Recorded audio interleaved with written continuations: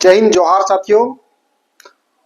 साथी, धनबाद जिला होमगार्ड भर्ती प्रक्रिया 2023 के रनिंग के बारे में बहुत सारे स्टूडेंट कमेंट कर रहे हैं, तो उसमें कब तक होने का चांस है। तो मैं बता देना चाहता हूं कि आप लोगों की जो होमगार्ड की रनिंग धनबाद जिला होमगार्ड भर्ती प्रक्रिया का विलम्ब हो रहा है, वो कारण यह है कि अभी नगर निगम चुनाव होने का संभावना है और उम्मीद है कि 27 या 28 यानी कि कल या परसों तक अगर अलाउंस हो जाती है तो आप लोगों की जो धनबाद जिला होमगार्ड भर्ती प्रक्रिया 2023 की रनिंग आगे हो सकता है। लेकिन अगर कहीं कोई भी कारणवश अलाउंस नहीं होती है नगर निगम का, तो आप लोग को इसी फरवरी में एंड तक आप लोग की रनिंग हो जाएगी। इसी कारण से आप लोगों की जो फाइनल रनिंग है वो डेट नहीं आ पा रही है।